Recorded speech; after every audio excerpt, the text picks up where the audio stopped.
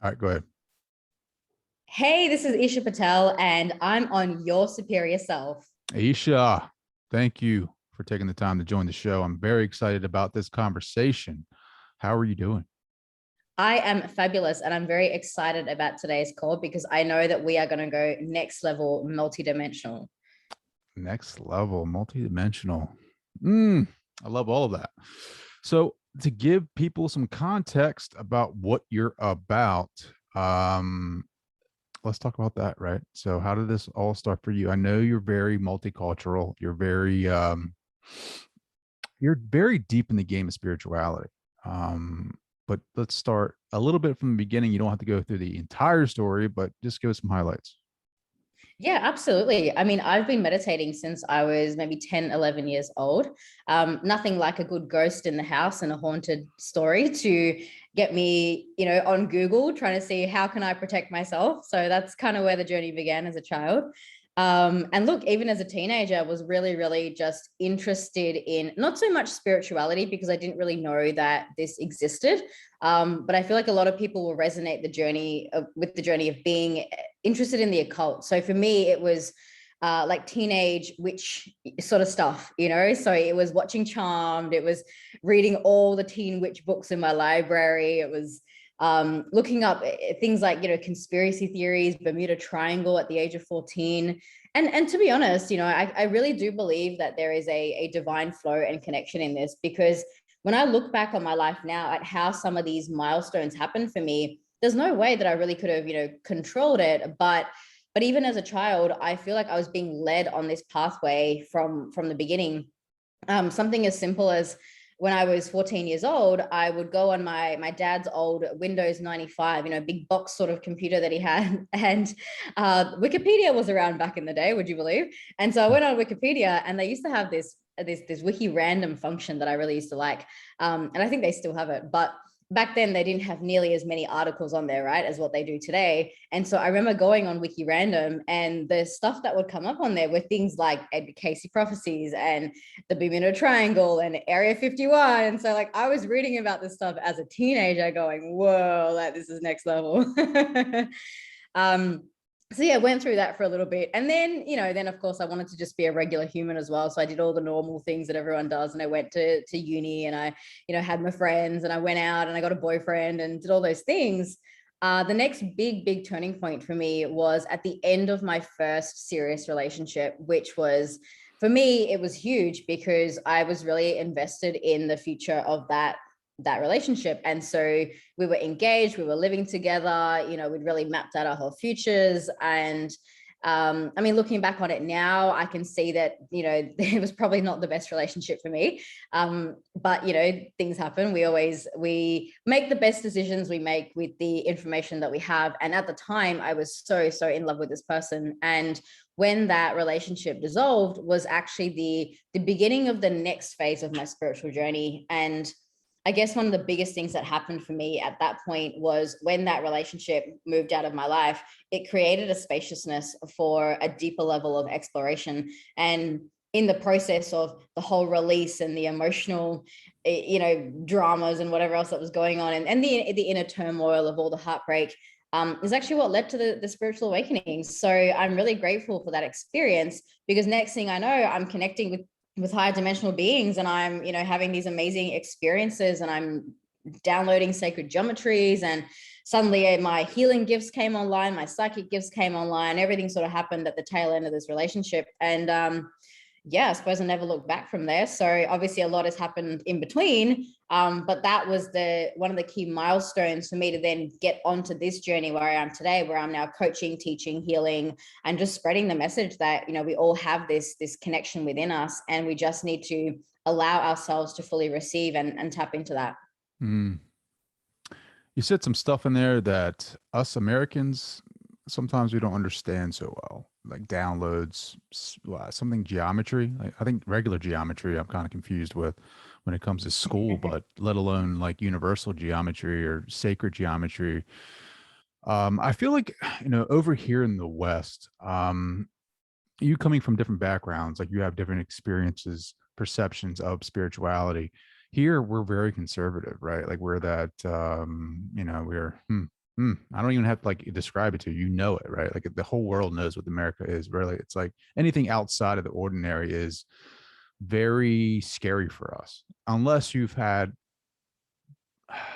experiences with, like, let's say, like for me, right? Like I grew up Methodist and then Catholic, and the whole idea of anything outside of that was, or like, even the idea of channeling was something so foreign to me that it scared me. Like, oh, that's not appropriate. That's not things that we do. And not even thinking about what prayer was really, or like, you know, half of the the mass, a lot of that, is just programmed in us, and it's so sacred, but it also reflects like things that people do um outside of Catholicism, outside of religion, and you can see it in different, aspects of spirituality. But we're so programmed into these like little funnels of religion, and we think that anything outside of that is bad or the devil or evil, right? But it's not that at all. It's like I don't know. I'm expanding more. I'm being more open-minded towards spirituality. I've grown leaps and bounds from where I was 3 or 4 years ago. Not saying that I'm in front of a lot of people or leading the pack or an authority in spirituality, just that I have my own experiences as a being of consciousness, and I know what holds true for me. And hearing you talk about different multidimensional levels, some people might get intimidated by that kind of stuff because of the over here in the West, right? Like I think you're in Australia, right? So over there, I'm not really sure about what I've read a couple of books, great authors over there about spirituality and where they're at in their journey. But over here, I think people are starting to come out of their comfort zone, or I should maybe coming out from the underground of new age thought or um, spirituality in general. I think we're tired of the old paradigms. We're tired of the old foundation. We want to come out and experience exactly what we are as consciousness, as develop our own experiences of spirituality, our own experiences, period, our own perceptions, mold that into whatever it may be. But you talk about multidimensional levels, and I've listened to a couple of your talks about is it different I don't know. See, I'm still learning this stuff, so I don't really know, like star seeds or something like that, like star families and things like that. I don't know Mm. any of that kind of stuff. So like what I wanted you to come on here to talk about is that exactly, like educate me on, from where you started in spirituality. And I know this is a long rant, and my guys are in my audience are like, come on, Trey, just come on, get over it. Come on, ask the question. Is when you started experiencing your own form of spirituality, when you started having those downloads, like where did it take you? Did you fight with what you were hearing? Did you ever doubt yourself? And what became true for you? That's an amazing question. I love that so much because I know so many people are in that boat right now where they might just be starting to open up. So for me, the awakening happened very suddenly. It was literally woke up one morning and I could channel. And when I say channel, I mean I had the awareness of an energy that felt other than me. I mean, on the one level, I do believe that we're all one. There is one consciousness, and yet it's the same as right now. I'm Eesha and you're Trey, and so there is a layer of separateness in that through the way that we perceive in this life. So there was me as Eesha, who was all heartbroken and crying and whatever else. And then suddenly this other energy became present in my awareness. And so that was my first experience of what I would call channeling, if you want to call it that. And it was really scary, to be honest. I mean, I'm very comfortable with it now, but I'm glad to be able to go back into that aspect of self and go, actually, no, it wasn't all love and light and rainbows at the time. It was really scary. I thought I was going crazy. I didn't really know who I could talk to about it. It was very challenging to go through a lot of those things without any support. In fact, all of my programs and courses I created because I wish I had had that when I was going through it. So, I used to run a lot of like psychic development classes, and now I run, these weekly activations and stuff. And they're all designed to support people through those stages of awakening, which I never had. I had to go through it, a lot of it on my own. I did have help is always provided in this universe. I'm almost paraphrasing this, the Harry Potter quote, help is always given at Hogwarts. It's the same as help is always given on this planet if you allow yourself, to receive that. And So there was, there was some level of assistance that came through at particular times, but I also do feel like I had to really just throw myself in the deep end with the levels of trust that I had. So I wish I could tell you, yeah, I trusted straight away and it was all amazing, but that's not how it went down. How it actually went down was, Eesha, what are you doing? Eesha, you're going crazy. Eesha, this is nuts. Like this makes no sense whatsoever. And I think I went through that for about a year, just that constant self-doubt and that constant second guessing of myself and going, but is it this? Is it not? Am I connecting with Archangel Michael? Am I not? The worst part was when I realized that, because what happened was I went into some experiences of trance channeling. So by that, it's that experience of, if you ever see mediums on air or whatever, they go into like this whole trance state and they're speaking like almost a different language or a different tone. And it's like a different persona that's coming through. And so I did that actually for a good maybe couple of years or so. And I realized through a lot of internal work and discernment that actually some of the energies coming through weren't what I thought it was. And so here I am thinking I'm talking to Archangel Michael, and in reality, I'm like, oh, that wasn't quite the energy that I thought it was. And, so I had a few of those experiences along the way as well. I really learned to be very, very discerning and very open to self-reflection on that. And I think that's a huge part of spiritual development as well. You can't just assume that everything you think you're connecting with is 100% okay. You have to really drop into your heart space, feel that truth for yourself. And it's a journey. It's such a journey. There is no right or wrong way to have that experience. You have to trust yourself that at least some version of you knows what's going on, and I think there was comfort for me in knowing that I have, like some people call it the higher self or the expansive self, or the version of you that has some idea of what's going on. So when Eesha here on earth was completely clueless and going, oh my God, this is crazy, there was that guidance that I was in, even though at times I didn't always perceive that or had conscious awareness around it. And as I became more and more connected with my higher self, which for people who are just starting out on the journey, I would say always begin connecting to your higher self before you try and connect to anything else in the universe, before you try and connect to star family, before you try and, connect to archangels, whatever. Connect to your higher self, because your higher self is essentially an expansion of your soul energy, and it knows what you're here to do. It knows your soul purpose. It knows the commitments and the agreements that you made before coming to this earth. And so when you connect to that expansion within yourself, then there is more clarity around what you're supposed to be doing here, and even just how to live day-to-day life, just how to connect with people and how to have that different layer of awareness and knowledge coming through about even just the world around you. So that's kind of where I started. I was activating my light body. So just touching upon back to that sacred geometry, there are a lot of geometries in this planet that I would consider to be like universal geometries. So the flower of life is probably the most common one. I'm not sure if you and your audience would be familiar with that, but essentially it's a very well-known symbol. And there's two flower of life symbols embedded in the stone at the Temple of Osiris in Egypt. Now, historians are like, how did it get there? We don't know. They don't know how it was created, but it's a very powerful spiritual tool. And one of the things that I used to do early on was I would meditate on that symbol. And the symbol, the flower of life, actually carries, it's like it carries information, which all geometries do. All geometries carry some level of esoteric information when we're speaking about sacred geometries. So the flower of life is essentially the blueprint for this planet. So I was meditating on that energy, and then I was activating my light body through another geometry known as the Merkabah. And we are getting very advanced here. I'm sure people who are listening to this can go and Google some of these terms later and have a look at those things.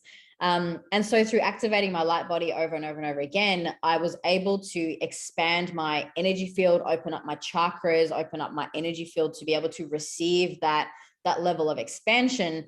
And then from that is how I started to get the guidance of what are the next steps? What is that divine guidance asking me to do?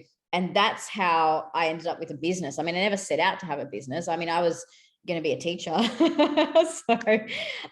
So I just ended up with a business somehow because I was following that guidance. And somewhere along the way, I learned to trust it more and more. It didn't happen straight away, but I've had a few experiences along the way that allowed me to have absolute, no doubt, total clarity and go, actually, this stuff is real.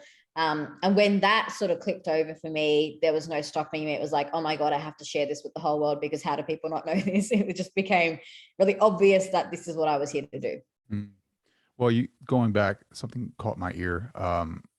You said that you felt like you were channeling Archangel Michael, and you, I guess, later found out that it wasn't necessarily the energy that you thought. How did you find out that that wasn't the energy, though? Through a lot of meditation, a lot of meditation. When you drop into your heart space and open up your heart chakra, you can feel the energies with a lot more clarity. You know, a lot of people, they think that to open spiritually, you have to open your third eye. Your third eye allows you to see in the inner realms, but your heart is what allows you to feel. Hmm. And so sometimes when people open their third eye and their crown, and they don't necessarily have the grounding in the rest of their energy centers, what can happen is you can get distortions or illusions coming through. And you know, people do talk about this in spirituality a lot. There's a big thing around, well, how do you know it is the energy that you think it is? And it took a lot of self-reflection, because you know, there's an element of law of attraction in that the energy that you vibrate out is the energy that will be attracted into your field. And so through just repeated meditation over and over and over again, I cleaned up my energy field so much that then I was able to see with a lot more clarity what that actual energy is. And a lot more truths became available to me by opening my heart and just allowing that light to keep radiating and cleansing my field. So then you were able, I mean, you did the work and you were able to, find out the answers for yourself instead of like listening to other people or going to another channel or psychic or medium and asking them questions. You were able to do that on by yourself. Oh yeah, I would never go to someone else for that kind of stuff. I'm a big no-no on that, because look, there is value in getting guidance and support. Obviously, I'm a spiritual mentor. I am on the other end of guiding other people, but one of the biggest things I encourage everyone to do is you still have to do the work, you know, like instead of me just asking someone else, oh, what do you think that energy is? I'd rather find that out for myself. Does it take a few extra months? Yes, it does. You know, I mean, if I go to a channel, they'll give me an answer in 5 minutes, but the beauty of spending, you know, 12 months of doing a practice every day, having that discipline and going in and getting your own wisdom, there's no substitute for that. You know, there's absolutely no substitute for doing the work. And this is where I'm not a big fan of going to ask other people for information about myself when I know that I can go in and get it myself. And even if it takes a bit of extra time, so be it. There's a level of patience that's required in your spiritual journey, which I think, you know, these days in a world of 3 second scrolling and instant gratification, people forget that you actually, you know, to find your true self requires an everyday commitment. And that's with anything. You know, if you have an everyday commitment to your business will grow. If you have an everyday commitment to your career will flourish. If you have an everyday commitment to your relationships and your loved ones, you will nurture those. And the same thing applies to spirituality. So for me, it was an everyday commitment. You know, once you've meditated every day for 10 years, you'll learn a thing or two. So there's, you know, there are certainly ways to accelerate that, obviously. And a lot of my activation work is designed to help people maybe do, you know, like a lot of my clients will do in 2 years what took me maybe 7 to 10 years, right? So they will accelerate the journey by being in a container where the foundation has already been laid, but they still have to meditate every day. There's no getting around that one. Well, it's funny you mentioned that because like I've been meditating for probably 2 years solid now on a basis. And I've gone to from sitting there like with my thoughts to being able to silence them and just sit there and I could feel the pressure or whatever you want to call it in my head, like when my brain is silent or not silent, but like still when my mind is still. Now the last 2 days I've experienced like visualizations in my meditation where I don't know what they mean, but like it was crazy. It was like I was sitting there and I was so deep in meditation where I actually like I had my eyes closed and I actually meditate with like a blanket around my eyes so I don't get any and there's no light. And actually saw like droplets of water hit water, and the next thing you know, I'm thrown into space and I'm like traveling through space, like very visual. Like I can see it. Like I mean, I'm not like it's not a visualization of like where I'm at a outside of my body or if I'm visualizing something for myself. It was actual like seeing it and then coming out of a sleep state.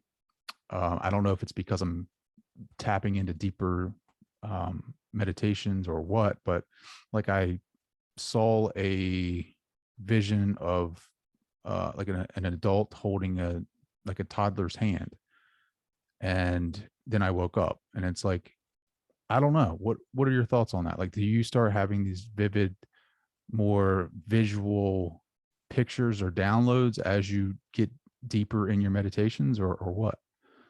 Absolutely. I am highly visual in my meditations now, and that's just through opening my third eye. In fact, I still remember so clearly the day that my third eye opened. I was activating my light body, and I was sitting in this room, and yeah, I remember it was quite interesting.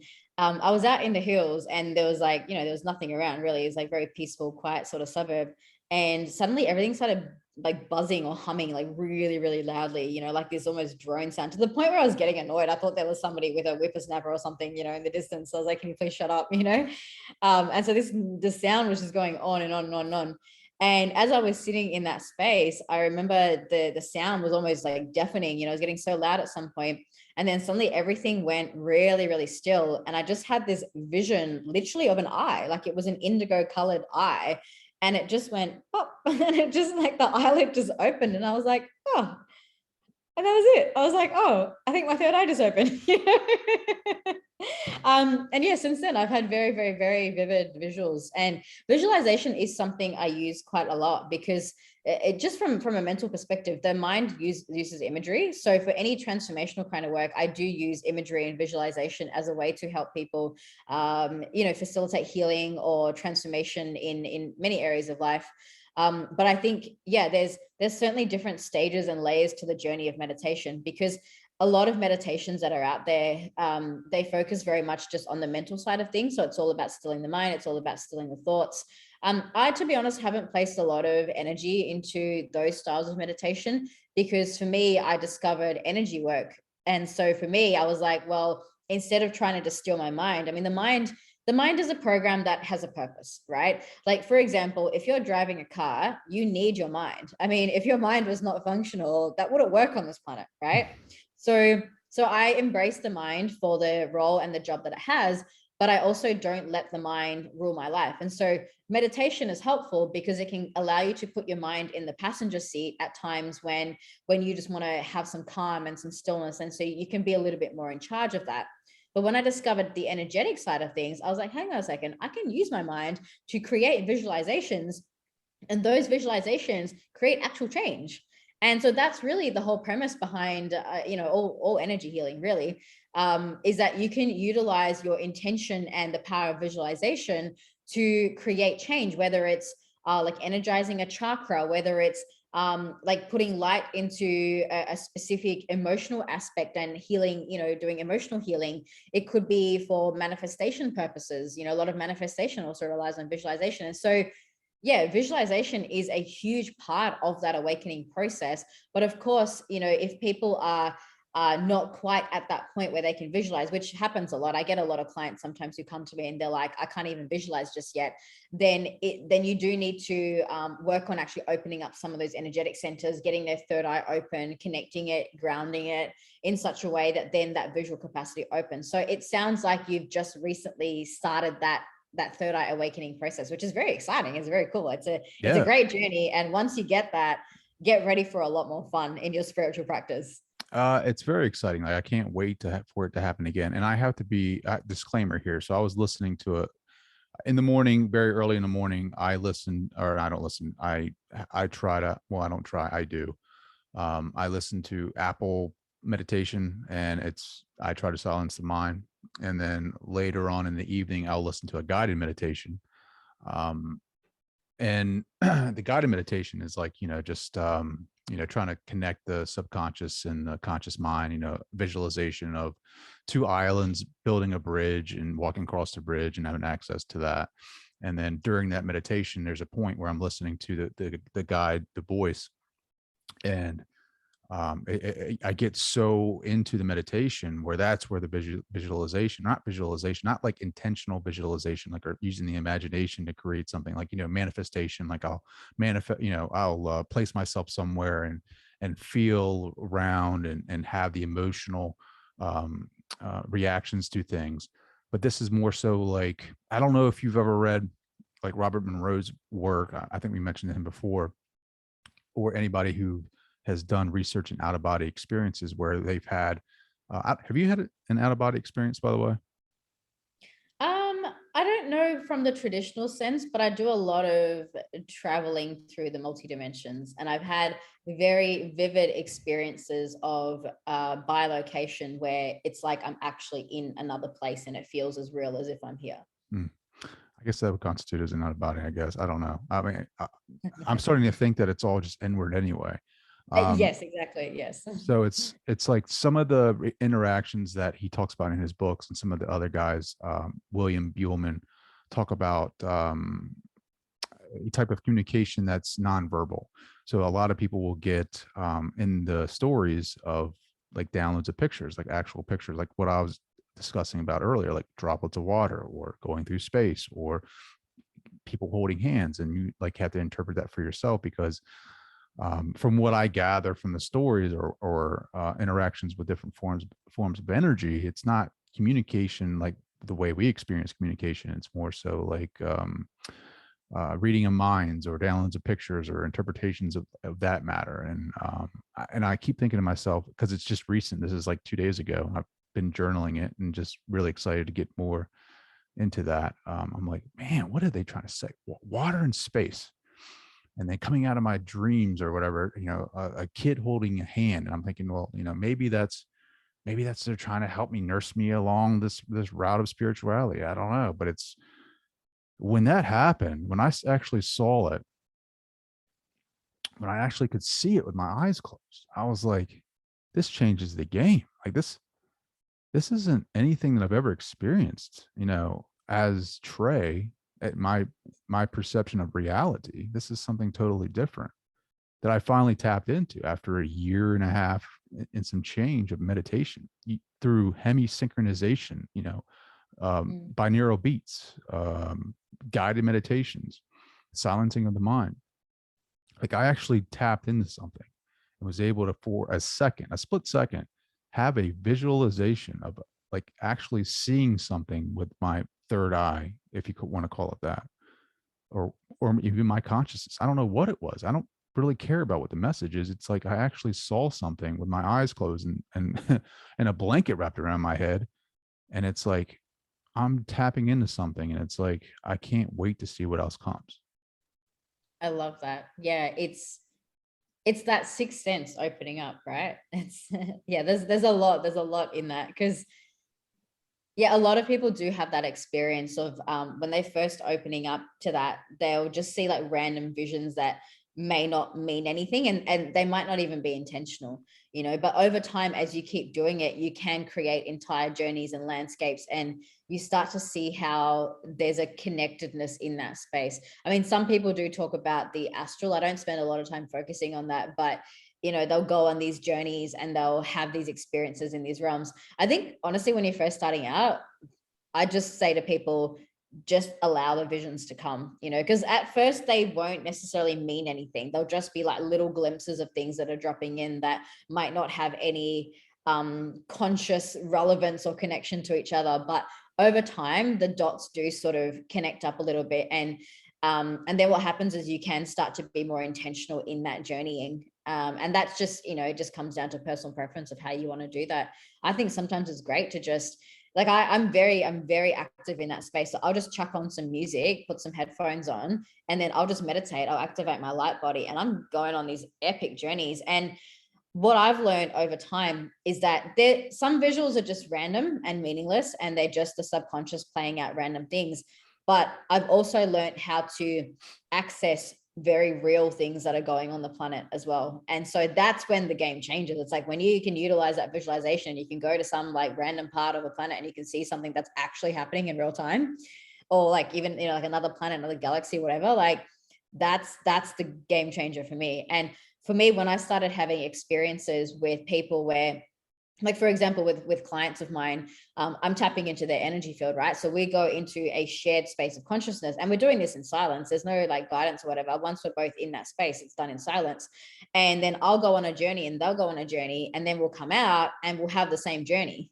So suddenly it's not just a random visualization. Suddenly it's like there's a shared space that is created in that internal quantum field that multiple people can have access to. And so things get a lot more real from that perspective. And that's when you can start creating change. You can start, for example, healing or shifting or working with grid lines or whatever.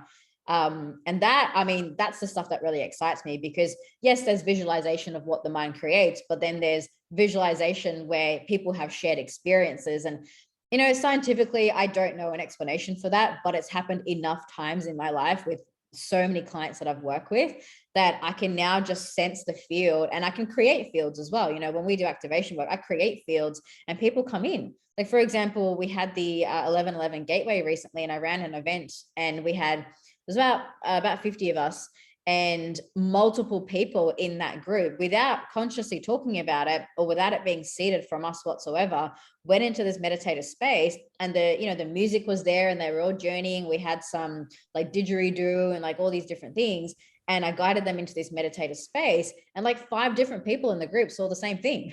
So like, how do you explain that? So yeah, there's so much potential in that I think has not been explored by the scientific community, and how the unconscious, subconscious layers of the mind interact, not just in ourselves but with each other, that connectedness.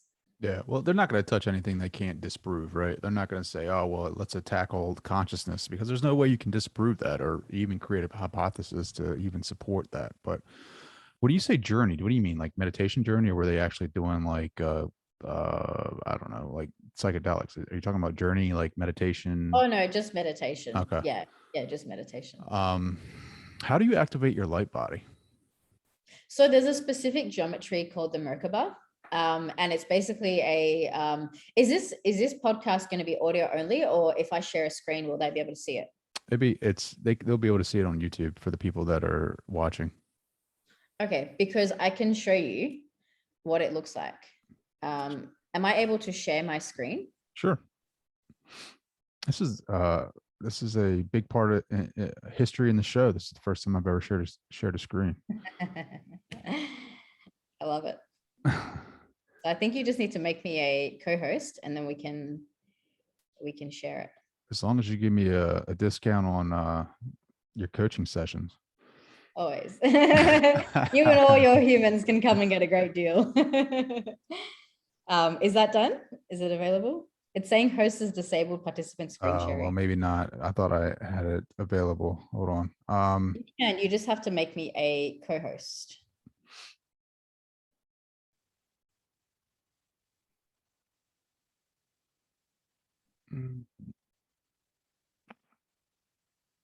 Hold on. I'm searching here. So in the participant section, you just go to the little blue button that says more, and then you'll be able to assign me as co-host on the Zoom. Yay, you made me host. That also works. Now it's your show. Great. It's my show. This is the Merkabah. So this is the geometry that I started working with in my, I'd say, late teens, early 20s. I did actually have a mentor that was teaching me this. I wish I could say that I got this all on my own, but I had help with it. And it is I recommend having assistance when you're doing this kind of work, because it goes very deep and you can go into all sorts of random realms. And this is something that I do guide people through in my courses as well.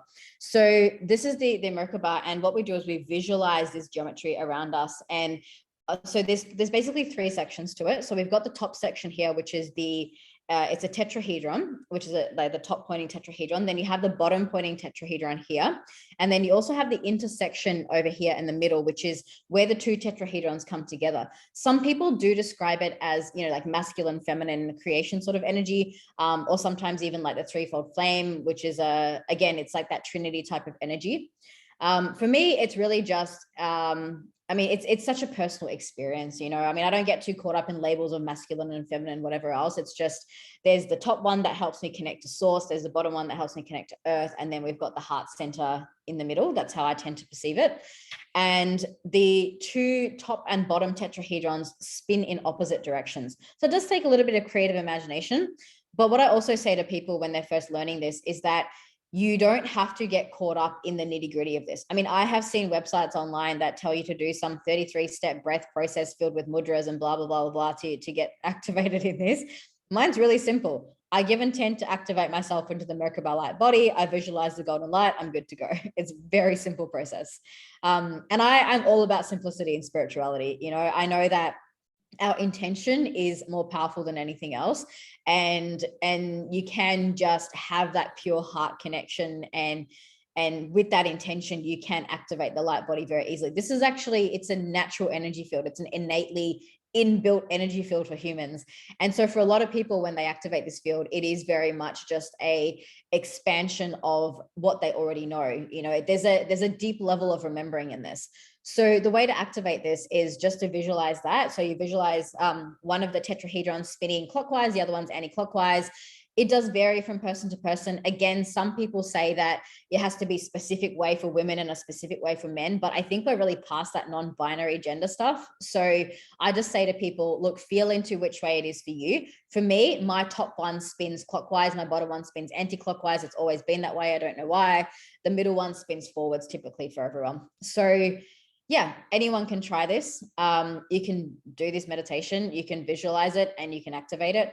But I will say it is a lot easier to do when someone else is holding space who knows what they're doing, because there's an element of vibrational transfer that happens. And so what my mentor did for me about 10 years ago was she had already activated this in herself, and she set up an energetic space where, by me coming into that energetic container, if you want to call it that, I was able to remember and activate this a lot faster, because it's like when you're in the presence of an existing energetic field with someone in the 3D who's actually helping to anchor that frequency, then it's like your cells just remember that, like how to vibrate in that way. And so there's an energetic transfer that happens in that process. So she did that for me, and I've since done that for hundreds of other people. So we now run activations on this quite regularly, where I help people to activate the light body, and they enter that energetic container, and they're able to, it's like their energy field remembers how to do it. And once you've done it a few times, then most people are able to go off and do it on their own after that. So just real quick, show me what the triangle that looks like a regular triangle to me. Which way does that? You said clockwise, so I'm trying to So envision for this thing. me, yeah, this top one here, it goes clockwise for me. The bottom one that's pointing down here this way, that one goes counterclockwise. So they're going in opposite directions to each other. And then the middle one spins forwards. Hmm. Okay. That's Yeah. interesting. So when that happens, like when you feel like, what are some of the characteristics of this, your light body becoming activated? So like you start thinking to yourself, I'm on the right track. Well, the turning point for me was many years ago, actually, just a little bit after going through the big spiritual awakening, coming out of that relationship. Oh no, actually, no, it happened a lot. No, it happened sooner than that. Sorry. My time frames get a bit muddled sometimes. Within about 1 to 1.5 years of doing this practice regularly, I had this experience of just being like the field, like I became the field. So there was a moment, I remember just sitting down, I was meditating like I did every day, and it was like everything in my body just dissolved. It was like my body didn't exist. You know, suddenly I was this consciousness, and the particles of myself were just scattered through the universe, and it was total expansion. And I had this voice in my head, or just this knowing that said, you're in the 13th dimension. And at that time, I didn't know anything about dimensions. I'm talking like, I was like, what, 22 years old or whatever. I didn't know anything about anything. Didn't even know there was a such thing. I went on Google and I was trying to find what is the 13th dimension. And back then, nobody was talking about it. There wasn't a single article that I could find. I found one thing after going through like 3 or 4 pages of Google. I found one little thing that said something about the 12 dimensions of the universe. And I read it and I was like, yeah, it's not quite what I was picking up on. And so I think that, I mean, 2 things happened in that moment. One, I was like, wow, this light body activation stuff is amazing. And 2, I was like, oh, Google doesn't have all the answers. Maybe I need to go within. So then I kept going, I kept going in. And then I learned over time about other dimensional frequencies. And I just kept meditating on that. Then I started, later on down the track, as connecting with beings and like angelic guides and all that sort of stuff. And I started to see the different frequencies that those beings radiate from. But it all started with this one practice. And again, it was just that diligently doing this practice every day, working with my mentor, just, getting that guidance, getting that support, and then like prioritizing it. So I was doing this. I went through a phase where I was doing this every day for about 45 minutes to an hour. And yeah, within a few months, boom, there it was. It was like everything just made sense. Wow, 45 minutes to an hour. It would take me some time to kind of like, were you sitting down and doing this or do you have to stand up? I mean, I feel like you can sit down and do this, right? I was sitting down. No, I Yeah. wasn't standing. No, I So know like, the picture is standing like that. No, I was just sitting down. I'd have a cushion, I'd light some candles, put some incense on, put on some music, and then I'd just sit and just meditate. But when I first learned the practice, I mean, my lower chakras were really blocked at the start, and some of it comes down to just cultural things around sexuality. And I won't go too deep into that today, but there's a lot of like repression in Indian culture around sexuality, and so I had a lot of blockages in my root and sacral, and the physical impact of that was that I could not even sit straight for more than 20 minutes. In fact, the first time I did a session with my mentor on this, I remember getting through about 20 minutes with a lot of pain, like a lot of lower back pain. I just couldn't sit like that. And then I came out and I was like so proud of myself. I was like, wow, that was amazing. And then I was like, how long was I there for? And she was like 20 minutes. And I was like, wow, that was so good. And then now I look back and I'm like, that was nothing, wow. So what are you working on now? Like, where are you at? Like what fires you up? Like when you're like, what is it that makes you so like excited when you sit down to meditate? Like what are you working on right now? At the moment, it's global change. Everything for me right now is at a planetary global level. So, at a practical level, I'm creating the 5D empire, which is designed to bring thousands of people into a 5D vibration. The mission for that is to bring 78 million people, which is 1% of the population, into 5D by 2032. And the reason for that is that Star Family have been telling me for years and years that we only need 1% of the population to reach that frequency. And then the ripple effect, viral coefficient, whatever happens. And so when 1% gets there, the whole planet goes into a 5D frequency and it becomes a very tangible reality. So that is my motivation every single day. And in my own practice at the moment, I spend a lot of time connecting in with the different star family, different planets, the galaxies. I see a lot of what's happening with like the Galactic Councils, Galactic Federation. I'm quite connected to the earth grids as well. So I spend a lot of time like focusing on the earth grids, just flushing out some of those energies, especially the last 2 years. There's been a lot going on at a planetary level. So I do a lot of earth work and healing with the planet. Sometimes that requires me to physically travel and go to places, which I've done a lot of in my time as well. And other times it's more just in my own practice. And then a lot of my practice is also focused around my clients because I create energetic containers for my clients, and I do tap into that every day, especially my one-on-one elite clients. I am constantly tuning in every day. I'm doing specific energetic practices for them to support them on their journey. I'm supporting the people in my container. So yeah, I spend a lot of time meditating in a very focused way now that's designed to lift frequencies, to support my clients, and also to help at the planetary level as well, and to bring this mission to life. Mm. Why do you think, like, why is it that, and this might be a dumb question, and it's been asked, I hear it all the time, but it's very frustrating. I feel like sometimes when you sit back and you think about why is it like so hard for us to remember this? Like when we come into these incarnations, into this vehicles, like you come into, let's say you come into the US or even Australia and you're so programmed. I guess what is it, the level of your consciousness where you're at? Like I guess I don't know. Like, why is it that we forget and we can't remember this, and it takes forever for us to learn? Well, there's a couple of things in this. One is that it is the vibration of the planet and certain things that have happened to bring what we call the veil into existence. So when we come onto planet Earth, you do go through the veil, and the veil is designed for certain forgetting to happen. Now, there's a big journey, which is hours and hours of backstory in this, but basically the planet, so our planet Earth was in a higher vibration. It used to actually already be in what we would call a 5D, actually a seventh dimensional frequency. And then what happened over time was there was a lowering of that frequency. And this happens commonly. I mean, planets go through ascension and descension of frequency. They fluctuate, it's a thing. And so Earth went through a phase where it went into a different frequency of bandwidth, and in this current frequency, the primary frequency is the what we call the third dimensional physical reality. And in that reality, there is a level of disconnection to that unified field consciousness. There is at times a purpose for that, and some people say that there's a like souls want to have the experience of that, which is true to some extent.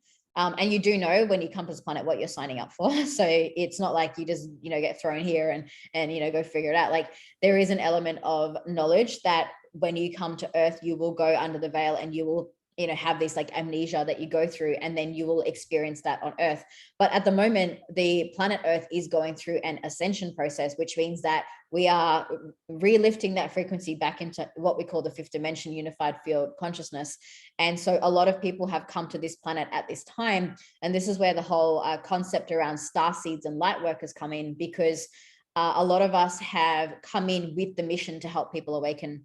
There's a lot of reasons for this, the biggest one being free will. So we have these amazing, star family beings, angelic guides all around us. But if they just came in on their starships and they, just sort of dropped the energy in and just immediately got the whole planet up in a high vibration, that's actually kind of controlling the outcome. And they're not allowed to do that, because this consciousness, this frequency, or this experience of this planet is a co-creation. And when I say co-creation, I mean there are 7.9 almost billion people that each of our thoughts and energies are contributing to the experience of this reality that we have. It's a shared consciousness.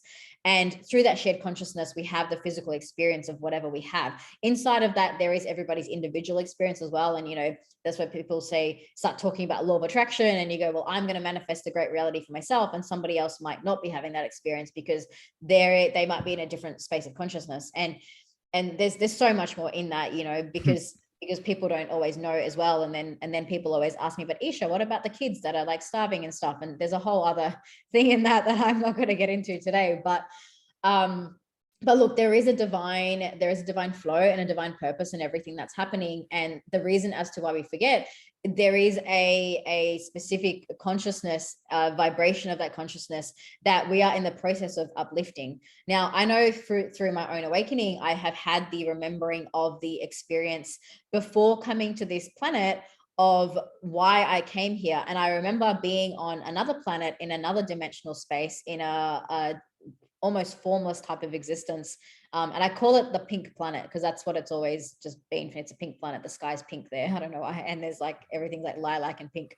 And so I remember being in that space, and I was just like formless consciousness in a body of what seemed like almost water-like. Like it was a lot more watery and a lot less air on the atmosphere there.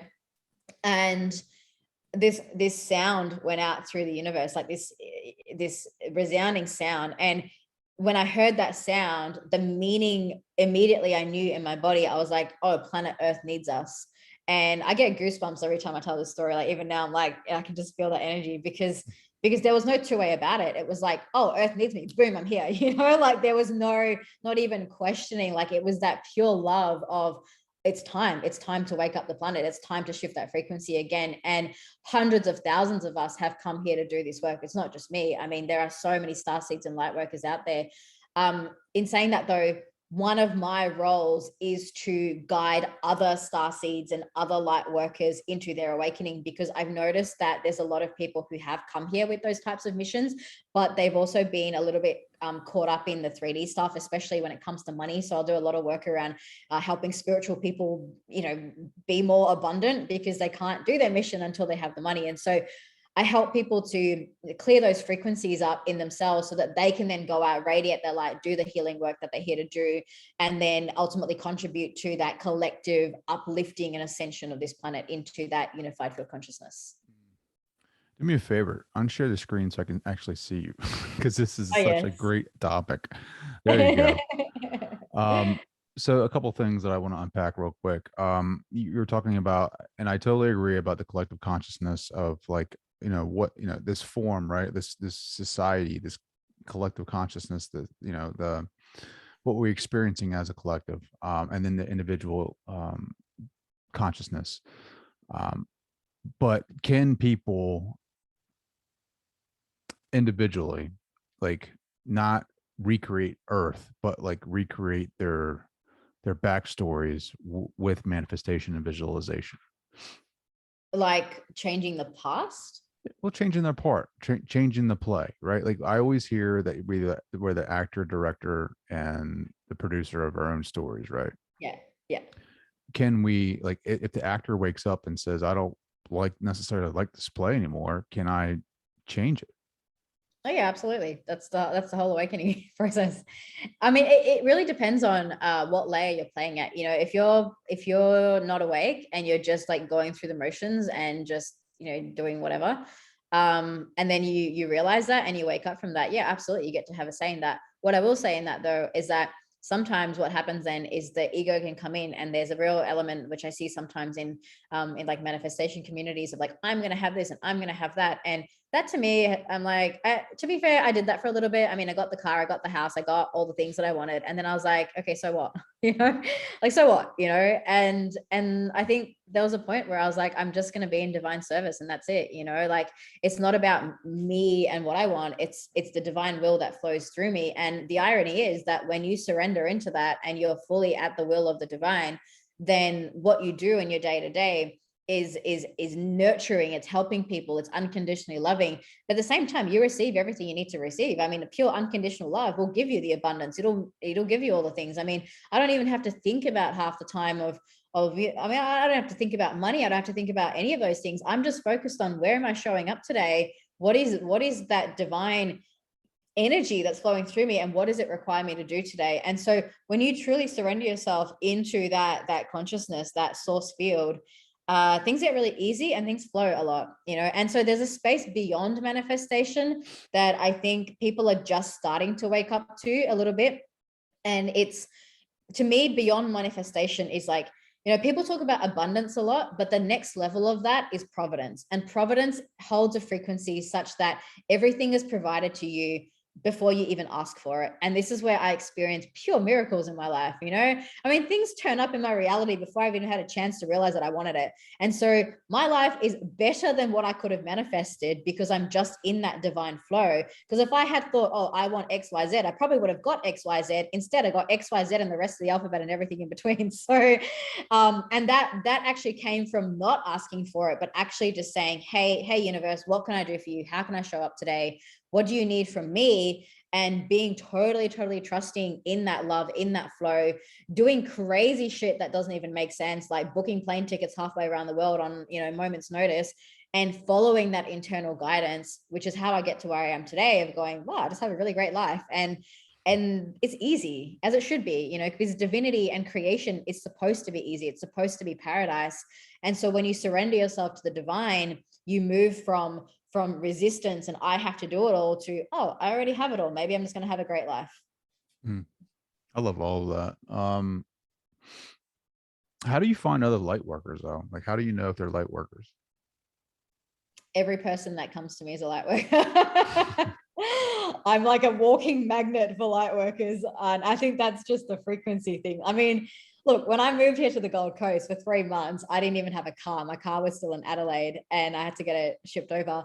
And so for 3 months, I was driving around Uber, and like even my Uber drivers were like light workers. Like, we're having spiritual conversations with randoms. Like my Airbnb, when I moved from Perth to Adelaide last year, turns out she's a coach and she's like into all this stuff. And so I'm so immersed in that energy now that everyone in my field is in that. I don't think I really know anyone who's not, which for some people seems really like out of the ordinary. But I think once you're in it, like attracts like. So for me, I'm so immersed in that reality that it's totally my norm. So for me, they're everywhere.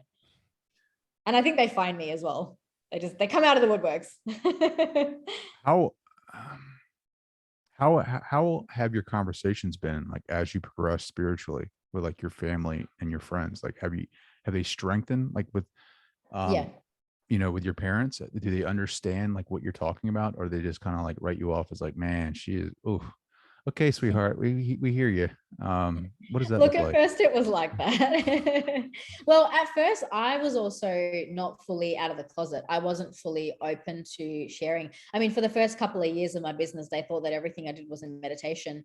Well, I'm going to speak into this a bit, because initially when I first started learning all this stuff, I naturally wanted to share it with anyone and everyone. I wanted everyone to know about it, but I also became a little bit preachy, and my family wasn't ready to hear it. They weren't ready to hear about, the galactic families and their beings and all the things. And so sometimes that made me really sad, because I wanted to share this amazing thing that I discovered, but they were just so not open to receiving it at the level that I wanted to talk about it. And I could feel, sometimes the parents would just like, they would just shut off from some of the conversations, or they would just go back to talking about the food or the TV or like whatever normal stuff. And so I really had to learn to honor their journey in that.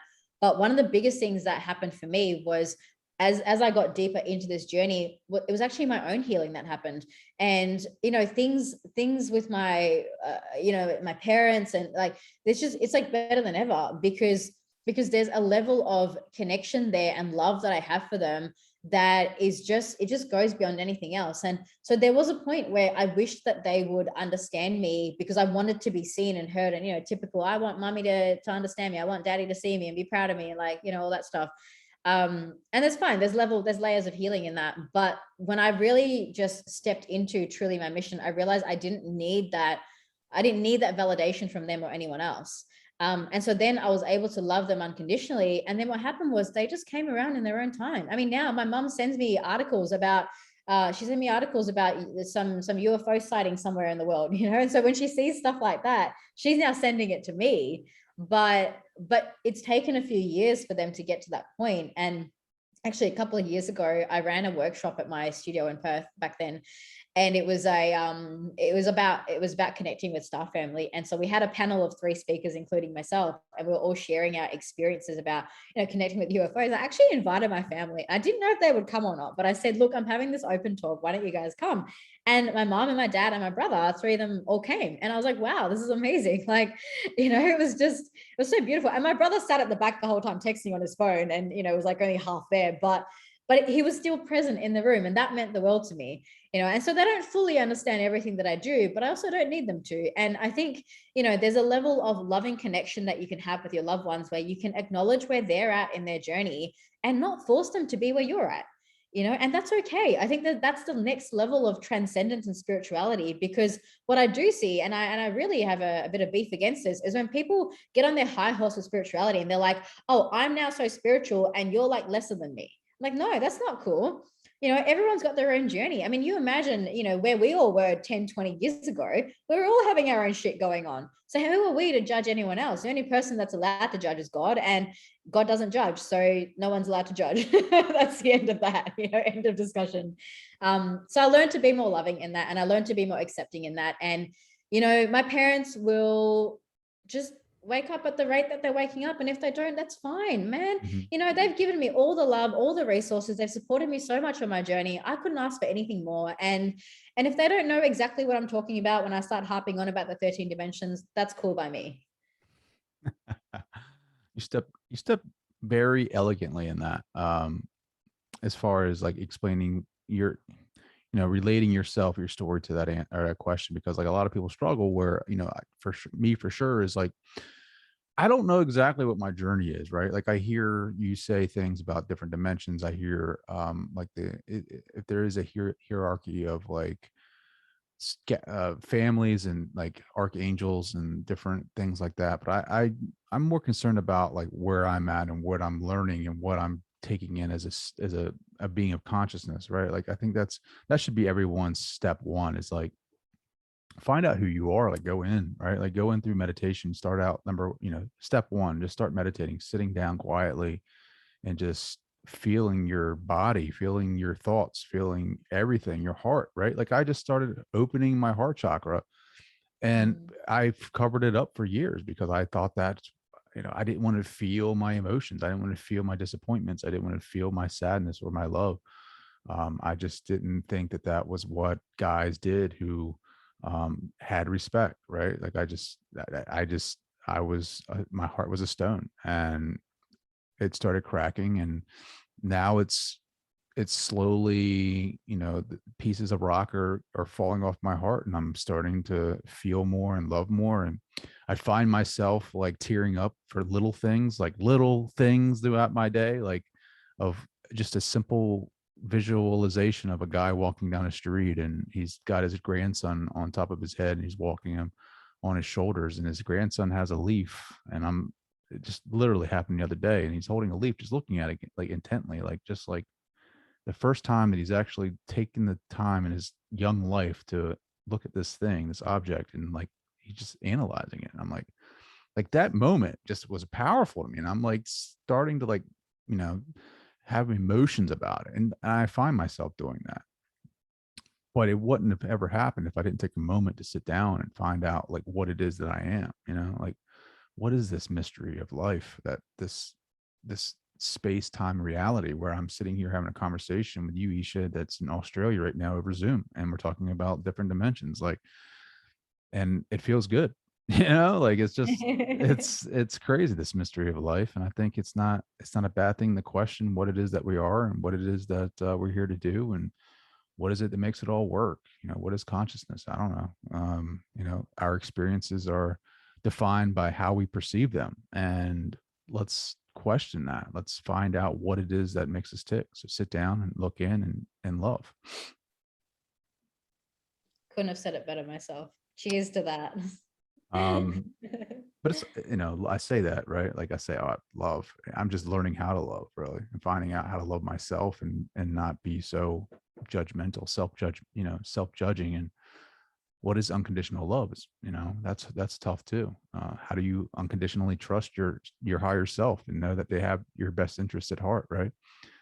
Like, is it that, I hear all the time with the new age thought, we're all one, we're all connected, and that's great, and that's awesome. But I know that at one point, hopefully, I'll experience that. Like, I say I know, and then I hope, but I want to believe that. Is there a God, or is it that we're all God? Is it that, am I God's toenail, or I'm actually, what is that? What does that look like? And um, I know that there's something there. I've read, there's a whole case of books behind me, and I've read a lot of near death experience and a lot of OBEs and a lot of stuff that you're referring to. And it's exciting because it's not like pigeon-toeing me into one belief, where religion did that for me for a long time and said that you had to, this is what you have to believe or else you're going to hell. And everything that I stepped out of that, because a lot of that, it's fear. I didn't want to fear things anymore. I didn't want to fear that I had to be perfect. And so, which led me to different avenues of spirituality. And the more that I'm open-minded to, the more that things come into my life, the more signs that I get too, right? Like the more coincidences, if you want to call it that step in and, lead me down my path, and which has led me to here to you to talk, speaking with you. But it's being open-minded to that, not shutting down and being scared of it, right? Like, anything that's different is scary, but it's also liberating in a sense that you're going to grow from it, no matter what, right? Even if it's what is bad, what is good or bad, it's just what we label it as, right? Like, you know um it's all an experience. It's all our experience. So whatever your experience is, as your point of consciousness, you define it as good or bad. And how do you define good or bad? It's what society has said is good or bad. So it's like, find out for yourself what truly is good or bad. Find out for yourself truly what your experience is and how you perceive that through your consciousness. And I mean, that's just my advice for people listening right now that are kind of like, what am I going to do? Like, it can be confusing because there's so many things out there, books, courses, things like that. You need to do this, you need to experience this. Meditation looks like this. And I don't think it's like that. I think it's, each person is, you know, their own individual point of consciousness, but their own, their own point of learning, their own experience with spirituality is how they learn and how they develop. And I don't know, this rant is making sense at all. I just really enjoyed this conversation, and I really appreciate you taking the time. Yeah, for sure. I mean, as you can tell, I'm so passionate about this. I could talk all day, every day about this. You're probably gonna It's have to just come so on beautiful. again. And I love meeting people who are so inquisitive and so, open to receiving that, because I think, the first step really is asking those questions that you just said, and you're asking the right questions. So I don't necessarily know if there's always answers to everything, because one thing I've learned about spirituality is that it's infinitely expansive, just like this universe that we live in. And the more you think you know, the more you realize you don't know. But there's a beauty in that. And I think you've hit the nail on the head with just, the little moments, the presence of just being here now, looking at the grass and the plants and the birds and and the little things, and going, wow, what a beautiful world we live in. Mm. Beautiful conversation with you, Eesha. I'm gonna have to have you back on again, because Yeah, I just think that it's that important to get this, just having this conversation, what type of energy that puts out into the world, and it kind of makes that curiosity peak in someone's head about what are they talking about. I want to know more about that. So if they want to find out more about that, where do they go? How do they find out more about you? So if you search Eesha Patel, Eeshapatel, you will find me on Facebook. You will find me on Instagram. I have a YouTube channel, my website, eeshapatel.com. Come and say, hey, we've got a kick-ass group that I run with, there's about 3,000 people in my Facebook group right now where we have all sorts of fun in there. So yeah, just come and connect, send us an email. I'm on all the things, so come find me. All the things. Eesha, I can't thank you enough for joining the show. Thank you, Trey. It's been an absolute pleasure, and we will definitely be doing this again.